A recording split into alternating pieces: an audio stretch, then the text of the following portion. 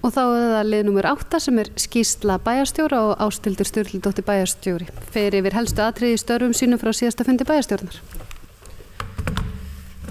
Forseti, bæjarfulltrúar. Ég flyt hér skýrslu bæjarstjóra sem gildir frá 20. febrúar til 5. mars.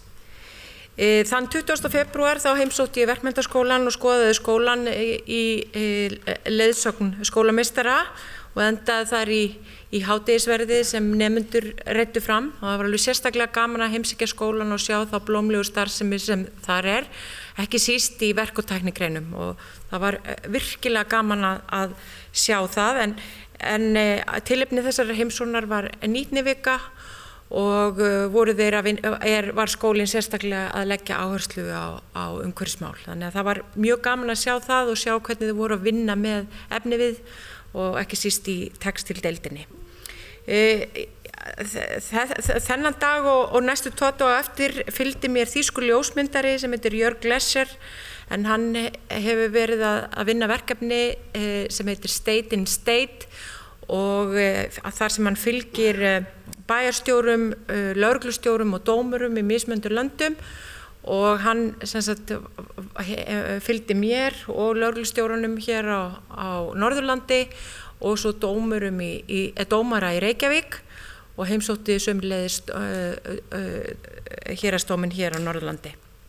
Nú, þennan dag 20. febrúar átti ég líka fund með Halldóri Jóhannsssyni og Axeli Grettisinni og Snorra Finnlaugssyni frá Hörgarbyggð, þar sem við ræddum nokkur málefni sveitarfélagana, og við eigum allmörg sameiginleg málefni sem við notum og við notum hvert tækifæri til þess að hittast til þess að ræða þau.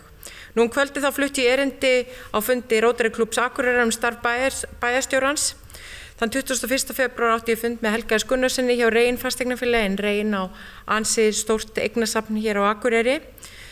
Sama dag fékk ég Arngrim Jóhannsson flugkappa og frumkvöðul á fund til mín, og 22. febrúar þá kom Björn Ingimarsson bæjarstjóri Fljótsdalshéraðs í heimsókn til mín, og þann sama dag þá heimsótti ég öldrunarheimili Hlíð, þar sem var kynning á nýjungun og þróun í dagþjálfum og ráðgjöf á sviði heilabilunar, og það skemmst frá því að segja að þarna unnið frábært og framsækið starf, og ég hvet ykkur til þess að kynna ykkur það, og ég alveg sannfærð það að það verður þetta starf á Hlíð verður fyrirmynd fyrir þjónustu við eldri borgar í landinu þegar fram í sækir. Nú 25. febrúar þá fékk Akureyrarbær afhent merki UNICEF og má nota það í sínu kynningarefni sem barnvænt sveitarfélag, og Akureyrarbær fyrsta sveitarfélagið í landinu sem fær slíkt leyfi, og ég og Bergsteinn Jónsson, framkvæmdastjóri UNICEF á Íslandi, undirrituðum samningum áframhaldandi vinnu sveitarfélagsins við að ná markmiðum barnasáttmálans með metnaðarfullri aðgerðaáætlun sem þið getið séð og þekkið náttúrulega, en má sjá á heimasíðu bæjarins. Nú 25. febrúar þá átti ég fund með Þorbjörgu Helgu Vigfúsdóttur frá Tröppu, þar sem var rætt menntamál og tækifæri á tímum tækniþróunar.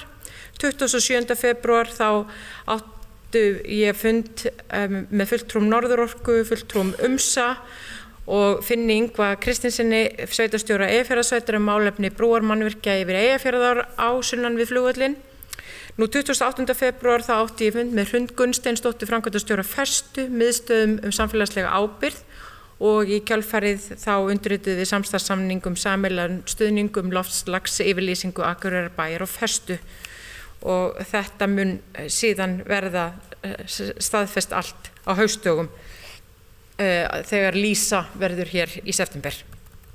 Nú 28. febrúar þá heimsótti ég Eflu verkfræðistofu ásamt Tómasi Birni Haukssyni frá UMSA og Pétri Inga Haraldssyni skipulagsstjóra.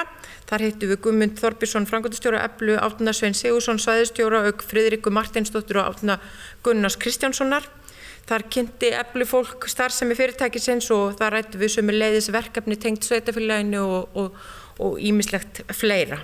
Nú 4. mars þá heimsótti ég Víking bruggverksmiðju og skoðaði verksmiðjuna í fylgd Einars Magnússonar forstjóra Vífilfells, Baldurs Kárasonar bruggmeistara og Júlíu Rósar Atladóttur, framkvæmdastjóra vöruþróunarsviðs, og það var alveg sérstaklega gaman að skoða þetta fyrirtæki og sjá blómlega starfsemi bruggverksmiðjunnar og ótrúlegan fjölda afurða sem þeir eru með, og heyra frekari áformum fyrirtækisins. Og svo átti ég fund með Herði Oddfríðarsinni málefni SA og Akureyri í morgun.